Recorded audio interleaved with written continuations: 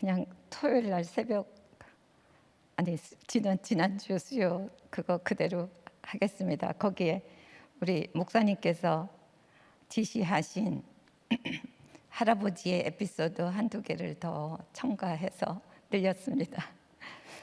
오늘 본문은 사도행전 27장 1절에서 11절. 그 큐티인의 제목은 복음을 위해 항해하는 죄수입니다. 오늘 본문은 바울이 가이사에게 상소한 대로 로마로 호송됩니다. 이미 노년의 바울은 자신의 생의 마지막을 향해 로마로 항해를 시작하는데 저 자신도 인생의 노년기를 지나면서 오늘의 본문은 제게 개인적으로 말씀하시려는 주님의 섭리가 있으시다고 생각합니다. 25장, 26장에서 무슨 일이 있었는지 잠시 살펴보면 베스도 총독은 바울을 제거하려는 유대인들의 요구대로 바울을 예루살렘에 데리고 가서 신문받게 하려 했지만 바울은 가이사에게 상소했습니다. 그래서 황제에게 보낼 확실한 자료를 얻기 위해 바울을 아그리빠 왕 앞에 세웁니다. 바울은 자신이 다메섹에서 예수님을 만나지 않았더라면 계속 예수님을 대적하고 성도를 박해했을 것이라며 예수님은 죽은 자 가운데서 부활하신 그리스도이심을 증거합니다. 그리고 하나님이 자신에게 증인의 사명을 맡기셨다고 합니다. 끝까지 사명에 붙들린 삶으로 자신의 경주를 마치려 하는 바울의 길이 어떠한 길이었는지 우리도 예수 그리스도의 종으로 그의 증인으로 우리 각자의 로마로 가는 사명의 길을 완주하기 위해 우리 삶의 항해의 끝이 예수님이 되기 위해 오늘 바울의 항해를 따라가며 주시는 말씀으로 은혜를 나누려 합니다. 저와 모든 성도님들이 지금 가고 있는 사명의 길은 첫째, 하나님이 작정하신 길입니다. 1절에서 3절입니다. 우리가 배를 타고 이달리아에 가기로 작정되매 바울과 다른 죄수 몇 사람을 아구스도대의 백부장 율리오란 사람에게 맡기니 아시아 해변 각처로 가려 하는 아드라무떼노베에 우리가 올라 항해할세 마게도냐의 데살로니가 사람 아리스다고도 함께 하니라. 1절에 보면 우리가 배를 타고 이달리아에 가기로 작정되매 수동태를 사용했습니다. 내가 작정하고 가는 길이 아니고 작정의 주체가 하나님이시고 하나님이 작정하신 때 하나님이 작정하신 곳으로 하나님의 인도하심을 따라 가는 길입니다. 로마가 대제국으로 영향력을 확대해 나가는 시대에 바울이 태어난 것도 다소에서 로마 시민으로 나게 하심도 그 당시 최고의 지성인 가말리엘 아래에서 수학한 것도 하나님의 작정하심이었습니다. 하나님의 작정하심은 율리오를 택하심에도 나타납니다. 그는 당시 아구스도 황제 직속 경호부대의 백부장이었습니다. 바울의 생명을 노리는 유대인 결사대 40명이 쫓는 위험에서 하나님은 율리오와 100명의 군인들의 밀착 경호를 받게 하십니다. 이뿐만 아니라 시돈에서 다른 지체들을 만나게 허락하는 호의를 베풀게 하십니다. 저도 어느 평원인처럼 제 이름이 너무 싫었습니다. 저는 사촌들 중에서 16번째로 여아로는 8번째 태어났습니다. 제 학렬은 정자 돌림이었고 예쁜 이름들은 이미 다 써버려서 제일 촌스러운 이름을 받았다고 항상 불만스러워했습니다. 저는 여고 1학년 때 개명이 가능하다는 걸 친구에게서 들었습니다. 그래서 즉시 예쁜 이름으로 바꿔달라고 졸랐습니다. 그리고 이름까지 제가 뽑아놨습니다. 근데 부모님의 대답은 저로 하여금 꼼짝없이 꼬리를 내리게 했습니다. 내 할아버님이 순교하기 바로 전에 마지막으로 지어주신 이름이 내 이름인데 하나님과 사람 앞에서 바르게 살고 순종하는 삶을 살라는 뜻인데 그걸 지금 와서 바꾸면 되겠니? 할아버지의 함자는 조금 아까 목사님께서 말씀하신 대로 유계자 준자 장로님이십니다. 제 할아버지는 1905년에 평양에서 사무엘 머펫 마포 삼열 선교사님으로부터 처음 복음을 접하셨고 숭실대 건립자이신 윌리엄 베어드 배위량 선교사님과 친분을 쌓으며 저희 집안은 그 복음을 수호하는 믿음의 가문이 되었습니다. 할아버지 댁 미림리 사랑방은 동네 사람들을 불러놓고 마포 삼열 선교사님 말씀을 듣는 성경 공부방이 되었고, 후에 조부모님이 이사 가신 뒤에는 그 신혼집은 미림교회가 되어 선교사님의 통역으로 동행하시던 한석진 전도사님이 첫 목사님이 되셨다고 합니다. 이사하신 후에는 산정연교회를 섬기시며 1930년 부임하셔서 1944년 4월에 순교하신 주기철 목사님의 순교 신앙을 아주 가까이서 보셨습니다. 신사참배 반대를 이유로 일본 정부는 1940년에 산정연교회를 폐쇄시켰고, 주기철 목사님의 가족은 사택에서 쫓겨나셨습니다. 그리고 평양 경찰서 고등계 형사네 집 2층에서 철저한 감시를 받게 했습니다. 그러나 교회 성도님들과 함께 할아버지도 온갖 방법으로 감시를 피하여 수년간 생활을 도우셨다고 하셨습니다.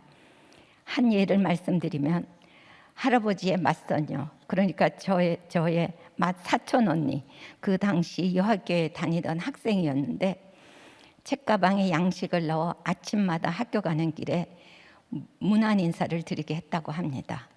그래서 들어가서 가방을 열어서 이제 쌀이랑 등등을 놓고 인사하고 나오고, 그러면 그 일본, 그때는 순사라고 그랬는데 순사들이 조그만 아이가 와서 인사하고 가는가 보다, 그렇게 몰랐다고 합니다.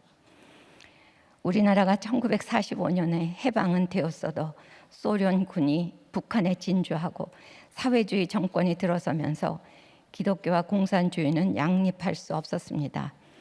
기독교는 공산당에게 있어서는 청산의 대상이었습니다. 할머니와 아버지 형제들은 월남하신 후에 할아버지에 대해 이렇게 추억했습니다.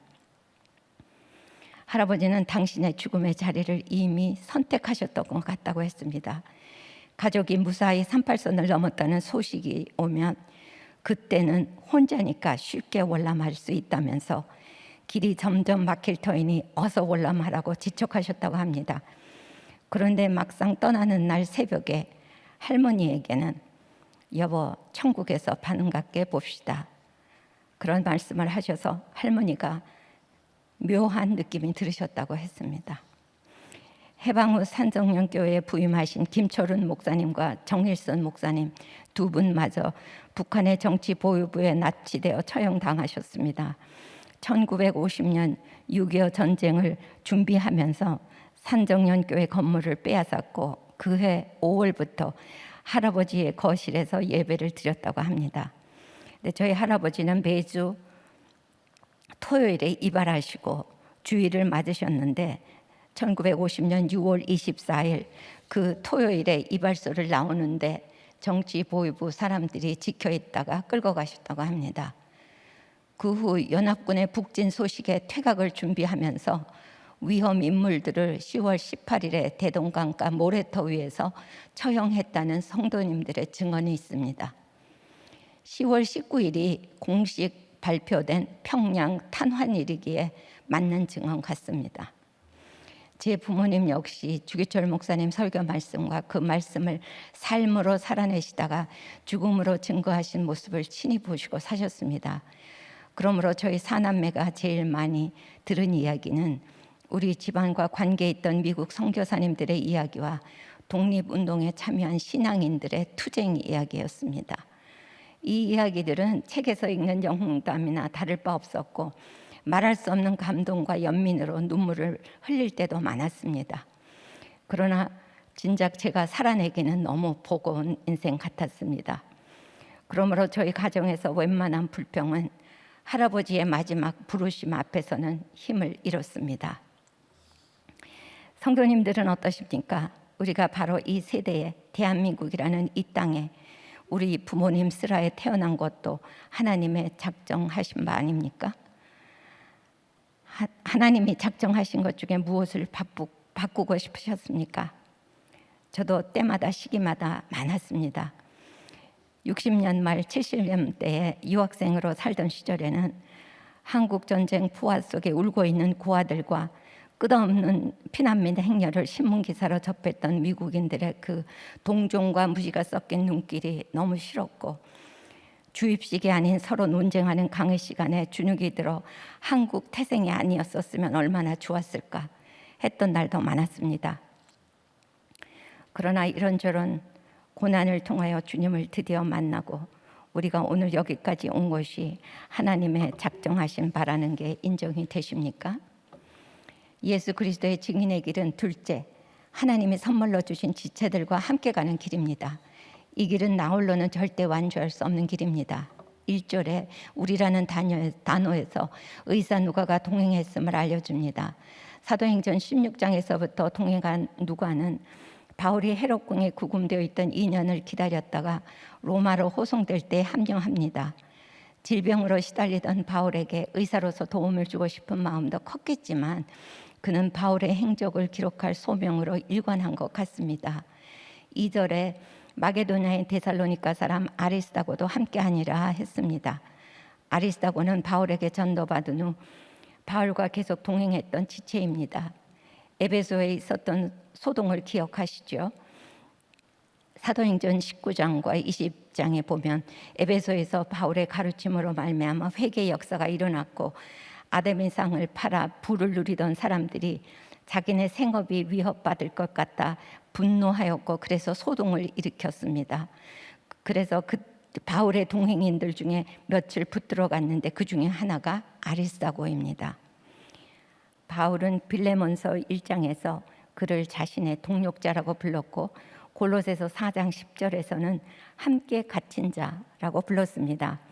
모두 아시는 대로 아리스다고와 누가는 바울의 생애 마지막까지 함께했던 지체들이었습니다. 저도 오늘의 제가 있도록 권면해 주시고 동행해 주신, 그리고 존재만으로도 위로가 되어 주시는 우리 담임 목사님과 부목사님들과 저를 양육해 주신 평원님들, 또 목자님들, 부목자님들, 또 우리 목장 식구들을 나열할 수밖에 없습니다. 그러나 저의 마지막 날까지 함께할 사람은 남편일 것 같습니다.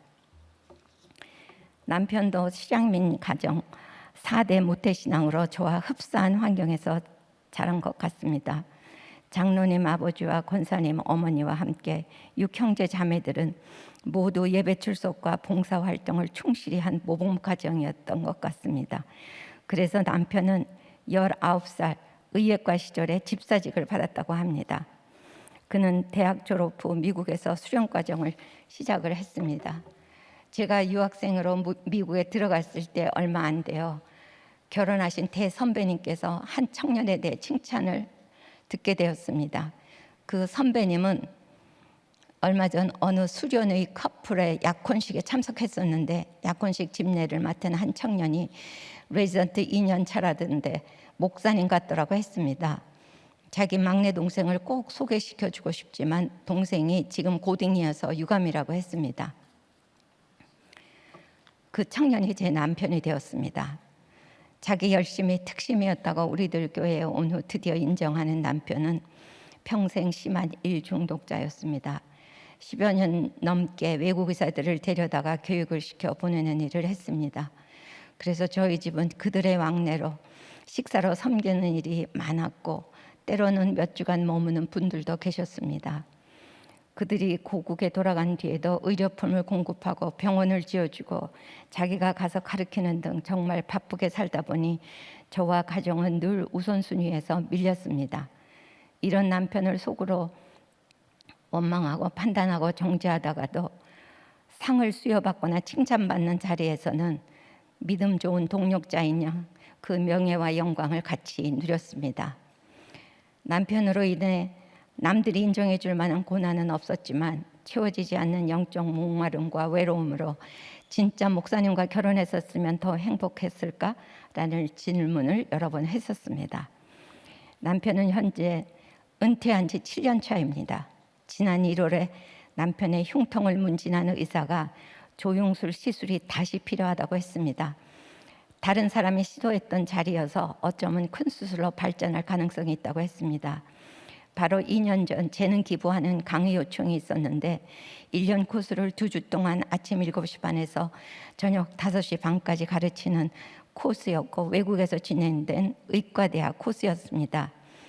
이제 이틀이면 귀국하는 날인데 갑작스런 흉통으로 현지에서 응급시술을 받아야 했습니다. 위기는 겨우 모면했으나 후에 다시 손을 봐야 한다고 했습니다. 그리고 이제 한국에서 1년 반 후에 재시술을 받는 거였습니다. 조용술 예정 전날이 마침 목자님들과 초원 모임을 하는 저녁이어서 제 나눔과 기도 부탁을 했습니다. 이튿날 새벽 병원으로 출발하기 전 여전한 방식으로 큐티를 하는데 남편이 말했습니다. 자기가 평생 감사하는 새 만남이 있다고 했습니다. 첫 만남은 하나님을 만난 것이요, 두 번째 만남은 아내를 만난 것이요, 세 번째 감사한 만남은 김양재 목사님과 우리들 교회를 만난 것이라고 했습니다. 그리고 초원 모임 하는 동안 유서를 써놨으니 필요하면 어디에 있다고 가르쳐 줬습니다. 결국 그날 조용술이 불가하다는 판단과 함께 그 자리에서 입원시켰고 며칠 후에 큰 수술 코로나리 바이패스를 받았습니다. 정말 육이 무너진 만큼 영이 세워지는 것을 제가 봅니다. 남편은 수술 후 중환자실에서 의식을 찾았던 순간에 대해 자주 얘기합니다. 스스로 할 수 있는 게 아무것도 없었고 모니터 여러 개와 수액과 혈액주머니 등 총 8개가 온몸에 연결되어 있더랍니다. 그동안 주님은 여러 번 사인을 주시고 찾아오셨었는데 어찌 그리도 깨지지 않았으면 마지막으로 심장까지 치셔야 했을까 하는 죄송하고 감사한 마음이 넘치더라고 했습니다. 그리고 그 감격이 절대 쇠하지 않기를 기도한다고 했습니다. 은퇴한 부부의 좋은 점은 큐티 시간이 여유롭다는 것입니다. 사역자님 묵상과 큐티의 묵상까지 합해서 2시간 반을 잘 보냅니다. 남편은 저녁 식사가 끝나면 다음 날 큐티 본문을 미리 공부합니다. 영어 버전으로 읽고 관련 구조를 찾아보고 그것을 이튿날 나눕니다. 그래서 말씀의 상은 늘 풍성합니다. 그리고 적용 질문에 정직하게 답하고 서로 솔직하게 나누려고 합니다. 서로가 많이 편해졌습니다. 찌르는 말도 금방 인정하거나 잘 넘어갑니다. 성도님들은 어떻습니까? 가시는 길에 동력자로 위로자로 동행해 준 성도님의 누가와 아리스다고가 있습니까? 누구십니까? 또 나는 누구의 누가이며 아리스다고입니까? 예수 그리스도의 증인으로 가는 길은 셋째, 하나님이 설득하심으로 가게 하시는 좁은 길입니다. 4절에서 8절입니다. 같이 봉독해 주시면 좋겠어요. 이튿날 시도네더니 유리오가 바울을 친절히 대하여 친구들에게 가서 대접받기를 허락하더니 또 거기서 우리가 떠나가다가 맞바람을 불어야을 잊자고 방해하여 길리기아와 팜빌리아와 바다를 건너 루기아의 무라시에 이르러 거기서 백부장이 이탈리아로 가려하는 알렉산드리아 배를 만나 우리를 오르게 하니 배가 더디가 여러 날 만에 간신히 니더 방편에 이르러 풍세가 더 허락하지 아니하므로 살몬의 앞을 지나 그레데 해안을 바람막이로 하니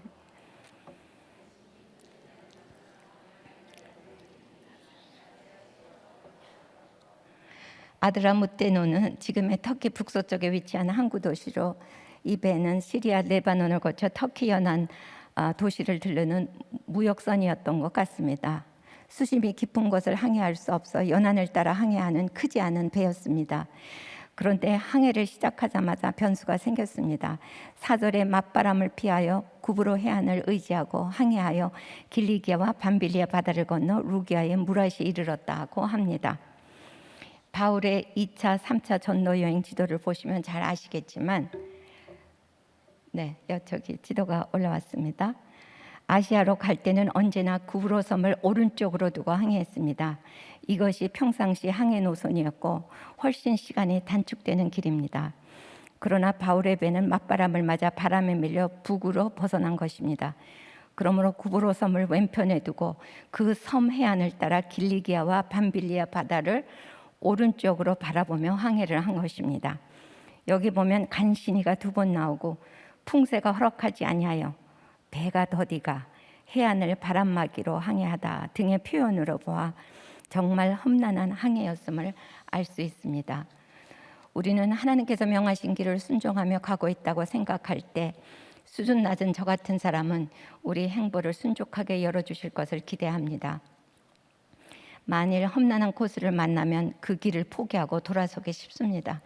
바로 제가 그랬고 2000년 전 마가 요한도 그랬던 것 같습니다. 미국에서 바쁘게 살던 어느 날 저와 남편의 정확한 이름과 경력을 보내라는 연락을 한국에서 받았습니다. 주요 일간지에서 뽑는 명가 시리즈에 저희 집안이 선택되었다고 했습니다. 실향민 대가족이 전원 무사히 월남한 데다가 아버지 세대 8형제가 다 고학력자요.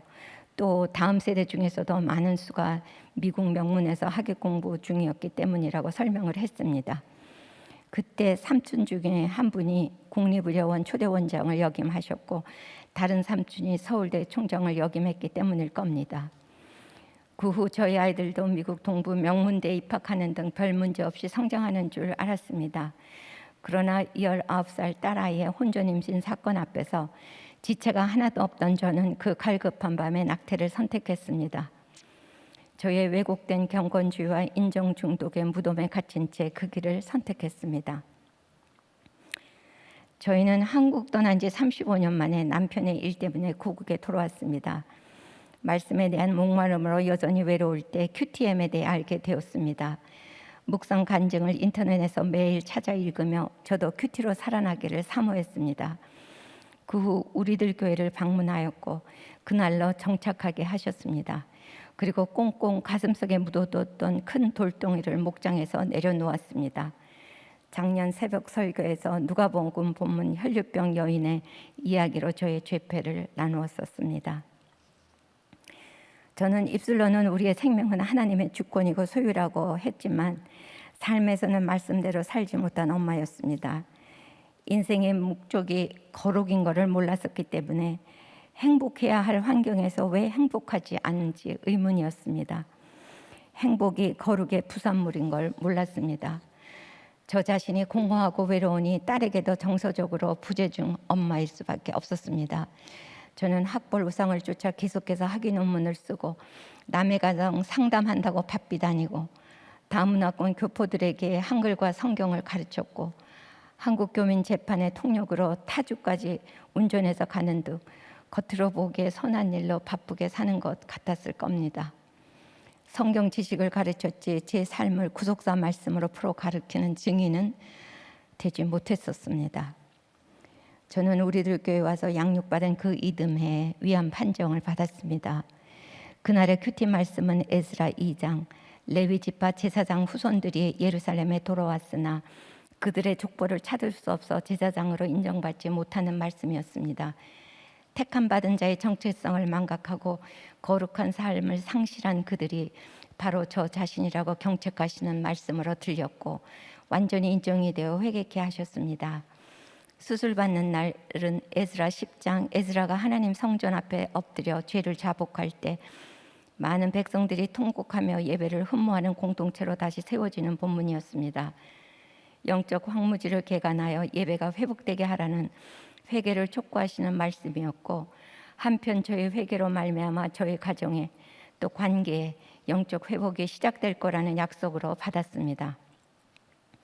이와 같이 저도 남편도 간신히 은혜의 길로 사명의 길로 인도함을 받아가고 있다고 생각합니다. 여기 4절에 구브로 해안을 의지하고 갔다고 하는데 구브로 섬이 동쪽 끝에서 서쪽 끝까지 200km 된다고 합니다. 그렇다면 이틀 이상 걸리는 항해길이었을 겁니다. 바울이 그 섬을 지나며 더듬어 추억했을 묵상을 생각해 보았습니다.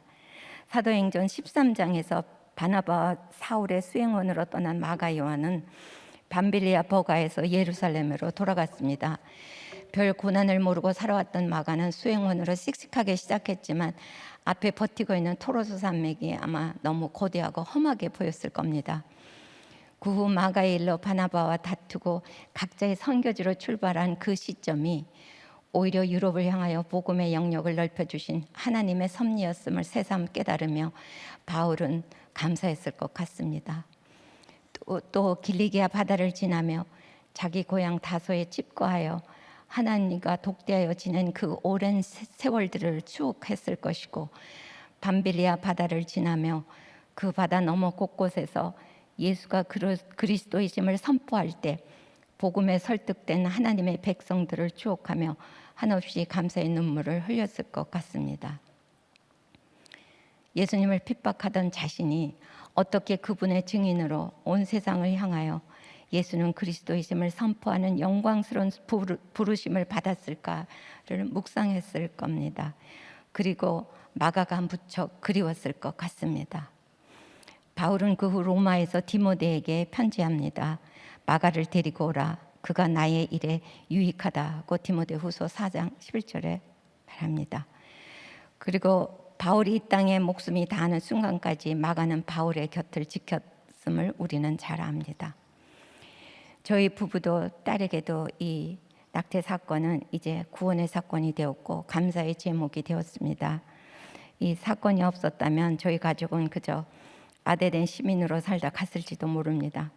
비록 실족하고 또 실족해야 한 사건이고 수치의 사건이었지만 정말 축복의 사건이라 여기는 이유는 실족과 수치의 옷을 가리지 않고 큰 자의 길에서 떠나 작은 자의 좁은 길을 가는 것이 팔복의 인생임을 알게 되었기 때문입니다. 여러분은 주어진 역할에 순종하고 싶었지만 기대하지 않았던 맞바람을 세게 맞고 실족한 적은 없습니까? 아니면 내가 누구에게 맞바람을 일으킨 걸림돌은 아니었습니까?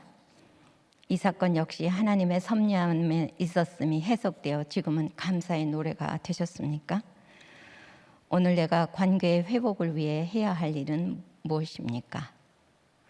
넷째, 마지막으로 예수 그리스도의 증인의 길은 영혼 구원을 사명으로 놓고 가는 길입니다.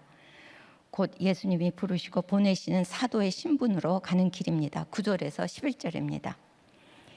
여러 날이 걸려 금식하는 절기가 이미 지났으므로 항해하기가 위태한지라 바울이 그들을 권하여 말하되 여러분이요 내가 보니 이번 항해가 하물과 배만 아니라 우리 생명에도 타격과 많은 손해를 끼치리라 하되 백부장의 선장과 선주의 말을 바울의 말보다 더 믿더라.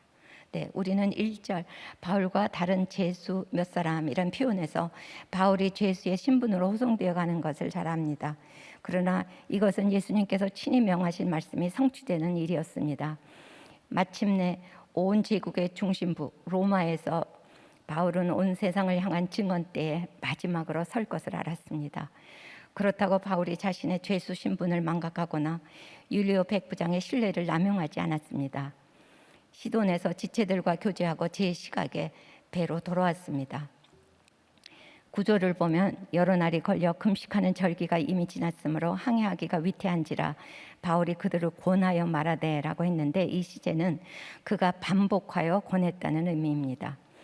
배경도 다르고 목적도 다르고 신분도 다른 로마인 성객들은 지금 운명 공동체가 되어 위험한 바닷길에 함께 서 있는 겁니다. 세상의 축소판 같은 우리 교회 공동체도 이들과 흡사한 모습이라 생각이 됩니다. 각자의 배경도 다르고 공동체를 찾은 이유도 다 다르고 사회적 신분도 조금씩 다르지만 이제 예수 그리스도의 증인의 사명을 받아 각자의 로마로 가는 우리들 같은 공동체입니다.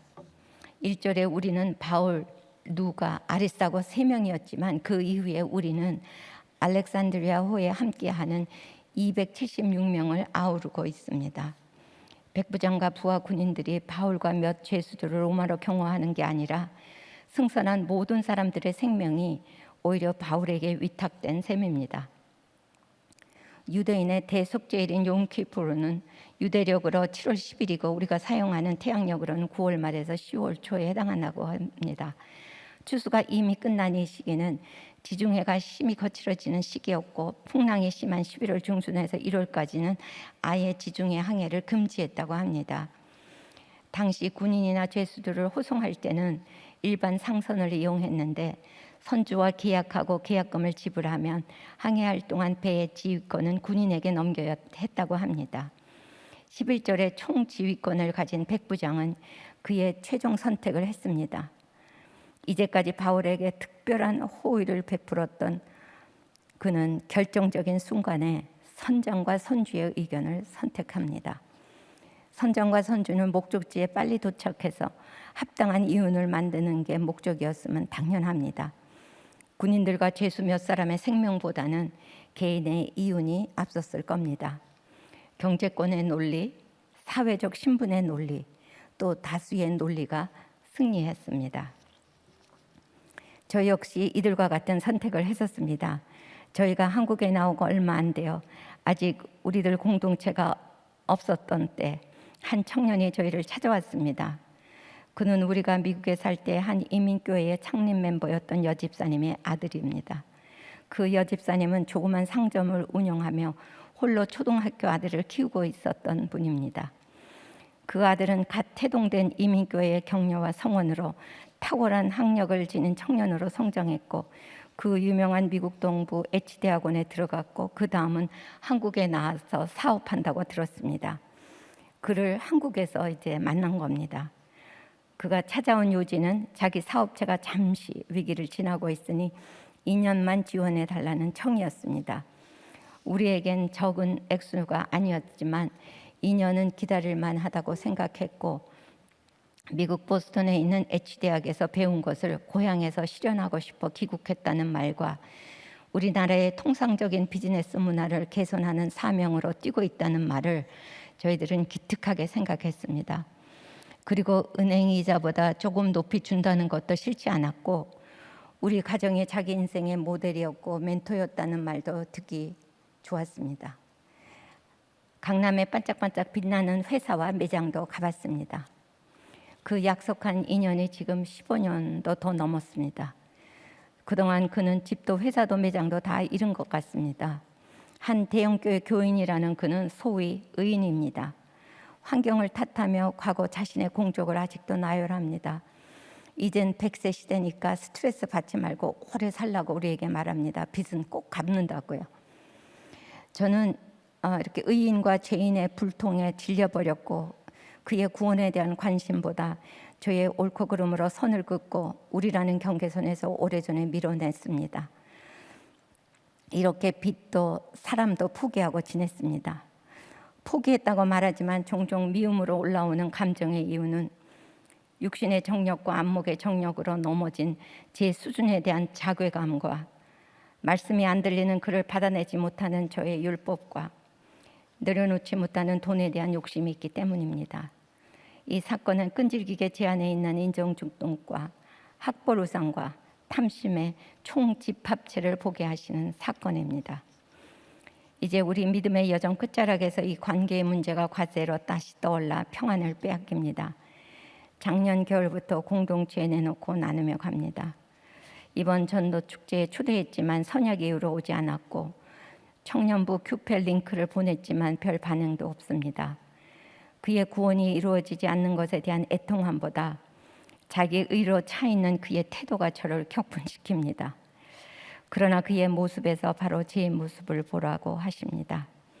아직도 제 안에 뿌리 깊은 선민의식과 세상 가치관과 인본주의를 보라고 하십니다. 로마 같던 저를 성도라 사도라 부르시고 로마 같은 사람을 붙여주셔서 로마까지 가게 하십니다.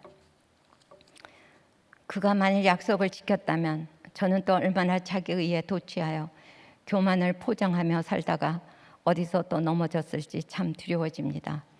그래서 이 사건도 낙태 사건, 암 사건, 심장수술 사건처럼 꼭 있어야 할 사건임을 인정하고 갑니다. 저는 지금도 난민으로 우리나라에 들어와 범죄를 저지르는 이방인들을 구원의 대상으로 보지 못하고 무시하고 차별합니다. 따라서 그들을 섬기는 일에도 무척 인색합니다. 그러나 감사한 것은 거기에 머물러 있지 못하게 하는 지체들이 있고 성령의 권면이 있기 때문입니다. 생명 살리는 자신의 권면을 듣지 않는 율리오의 결정을 바라보는 바울의 심정을 생각해 보았습니다. 질서에 순종하면서도 하나님의 말씀이 이루어질 것을 확신하고 기다렸을 겁니다. 바울에게는 누가와 아리스다고의 공동체가 있었기 때문에 이 길을 끝까지 갈 수 있었던 것 같습니다. 성도님들은 어떻습니까? 지금 나의 평강을 빼앗는 사건은 무엇입니까? 예수 그리스도의 증인이라는 나의 정체성, 곧 사도의 신분에서 벗어났기 때문은 아닙니까? 이 사건에서 직면한 나의 우상은 무엇입니까? 내가 정한 우리라는 경계선은 은혜의 바다를 건너며 점점 확장됩니까? 이제 말씀을 맺겠습니다. 코로나 같은 망망대해에서 기대하지 않았던 맞바람을 맞아 쾌적의 길을 가지 못하는 상황 속에서 두려우십니까? 원망이 있습니까? 한 언어로 기도하고 찬송 부르는 누가와 아리스다고는 누구입니까? 나는 누구의 누가이고 아리스다고입니까? 오늘 여기까지 넘은 내 토로스 산맥과 험한 항해를 되돌아보며 하나님의 설득하심과 인도하심을 깨달아 감사하며 좁은 길을 가고 계십니까? 우리 항해의 목적지 로마로 가고 있지만 정말 나의 비위를 상하게 하고 내 말을 듣지 않아 버리고 싶은 사람은 누구입니까? 아직 나의 이윤만을 생각하며 이를 잃을까 염려함으로 성령의 권면이 무시가 되십니까? 우리가 우리의 로마로 가는 사명의 길은 하나님이 나를 위해 작정하신 길이라 하십니다. 이 사명의 길은 홀로 갈 수 없는 길이기에 우리에게 지체들을 주셔서 공동체와 함께 가는 길이라 하십니다. 그럼에도 우리의 연약함으로 넘어질 수밖에 없음을 아시는 주님께서 때마다 시기마다 간신히 인도해 주심으로 가게 하시는 좁은 길입니다. 무엇보다도 예수 그리스도의 증인으로 부름을 받은 우리는 사도의 신분으로 로마까지 완주할 것을 약속하십니다. 우리의 항해의 끝이 꼭 예수님이 되게 하실 것입니다. 기도하겠습니다. 하나님, 저는 믿음의 명문 집안이라는 팻말이 때로는 무거운 멍에로 때로는 특권으로 여기며 바리새인의 샘플로 살아왔음을 고백합니다. 신결혼 후 경건의 행위를 분주하게 살아왔지만 결정적인 순간의 낙태를 택하는 악을 범하여 이제 내가 예수님을 십자가에 못 박았나이다의 고백을 할 수밖에 없게 하셨습니다. 그럼에도 불구하고 작은 자들을 택하셔서 제자로 양육하여 쓰시겠다고 작정하셨고 오직 그 은혜로 말미암아 이제 저를 성령의 죄수 사도라 불러주시고 이렇게 행전을 쓰게 하시니 감사합니다. 저의 불순종과 더디 믿는 믿음으로 말미암아 제게 맡겨주신 지체들의 양육이 방해받을까 두렵습니다. 불쌍히 여겨주셔서 저의 연약함에도 불구하고 그들의 제자 양육이 온전히 이루어지게 하시옵소서. 예수 그리스도의 종 예수 그리스도의 증인의 삶을 우리들 앞에서 보여주시며 함께 이 사명의 길을 가자고 호소하시는 우리 담임 목사님의 영역을 강건하게 하시며 성령의 은혜와 돌보심으로 목사님을 인도해 주시기를 기도합니다.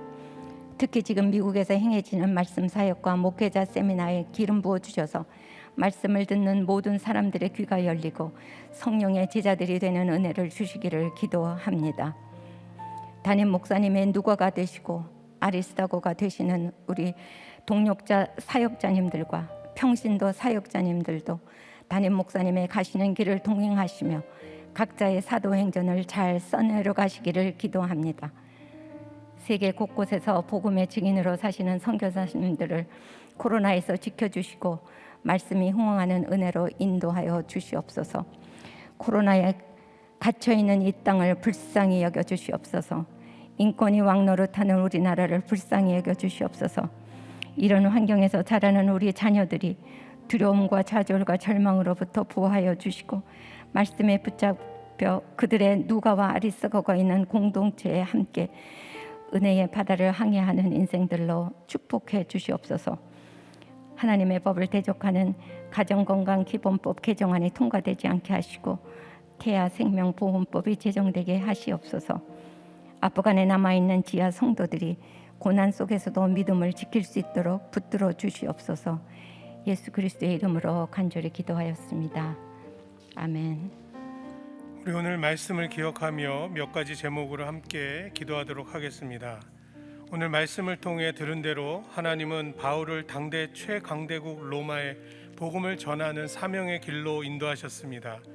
그런데 그 길은 바울이 계획하고 작정한 것이 아니라 복음을 위해 하나님이 작정하신 길입니다.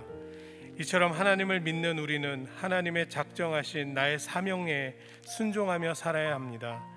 오늘 말씀을 전해주신 유정순 초호님의 할아버님이신 유계준 장로님도 하나님이 작정하신 그 길을 따라 사명의 길로 가셨다고 전해주십니다. 그러나 죄인인 우리는 때마다 시마다 나의 길을 바꾸어 달라고 떼부리는 기도를 할 때가 많습니다. 힘든 남편, 아내를 바꾸어 달라고, 내 뜻대로 되지 않는 자녀를 변화시켜 달라고, 감당하기 힘든 내 환경을 바꾸어 달라고 힘을 다해 부르짖습니다. 그러나 내가 원치 않는 길이라도 예수 그리스도의 제자인 우리들은 말씀에 순종하여 하나님이 작정해 주신 길로 가야 합니다. 그렇게 순종하며 나아갈 때 하나님은 나에게 돕는 율리오와 아리스다고 누가를 동역자로 붙여주셔서 사명을 감당하게 해주십니다.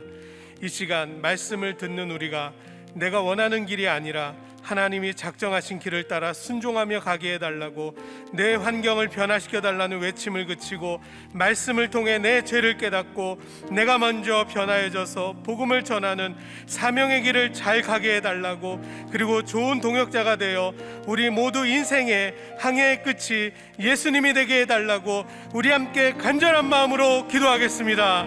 우리가 가는 사명의 길은 하나님의 설득하심으로 가게 되는 좁은 길입니다.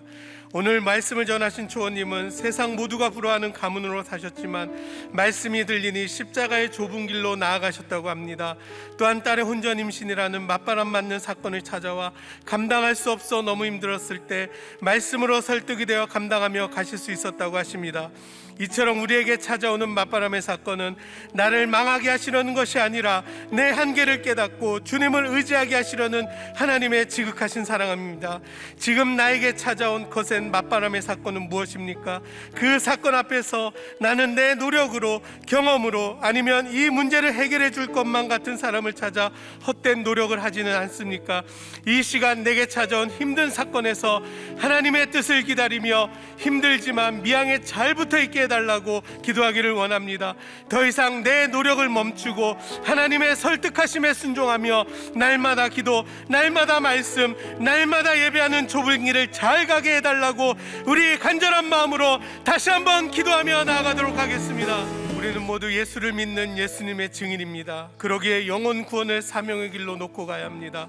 복음을 전하는 바울은 항해에 대하여 알지 못하는 문외한이었지만 배에 탄 사람들의 생명을 위해 위험한 항해하지 말기를 청합니다. 그러나 선주의 경제의 논리와 선장의 대단한 경험 앞에서 그의 의견은 무시되었습니다. 이렇듯 이 세상은 생명보다 나에게 이익을 주고 경험이 풍부한 전문가의 의견을 따르며 살아갑니다.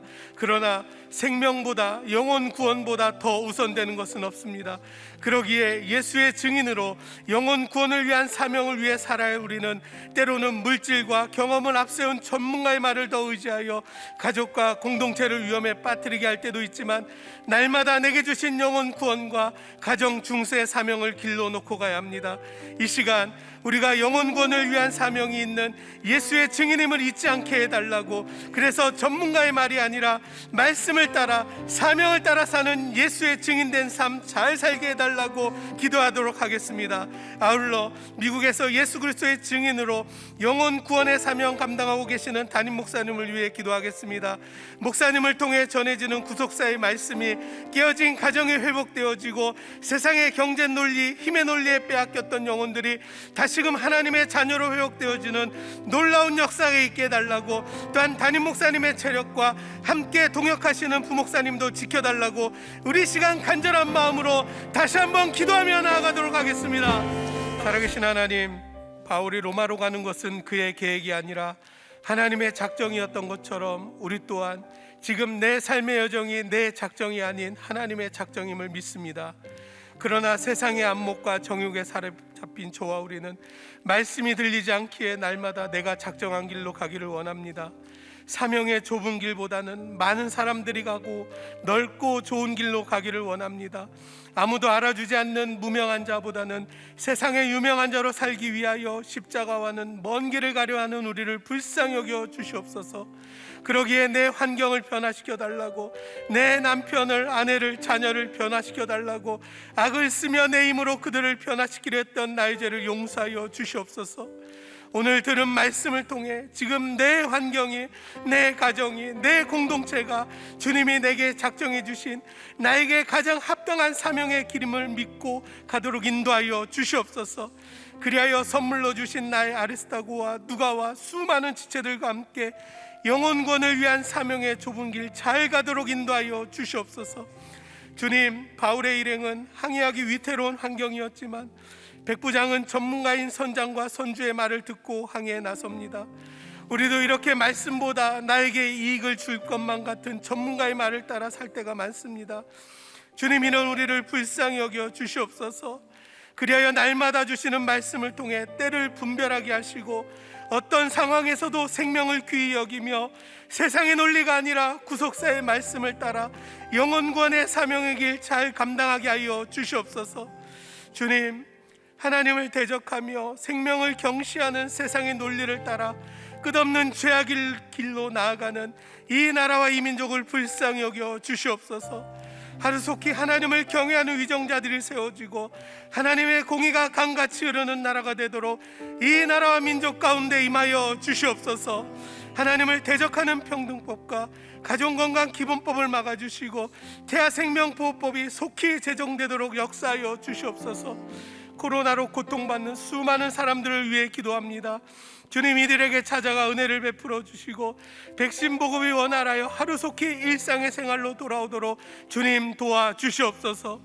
우리들 교회와 이 땅의 수많은 교회 그리고 전 세계에 복음을 전하시는 선교사님들을 기억하여 주셔서 영혼 구원의 좁은 길 잘 감당하게 하시고 십자가와 구원의 복음을 전하는데 조금도 부족함이 없도록 주님 함께하여 주시옵소서. 미국에서 집회 사역을 감당하시는 담임 목사님을 주님 붙들어 주셔서 선포되는 구속사의 말씀을 통해 영혼이 살아나고 깨어진 가정이 회복되는 놀라운 역사가 매 순간 일어나도록 역사하여 주시옵소서. 동역하시는 두 분 목사님께도 주님 함께하여 주시옵소서.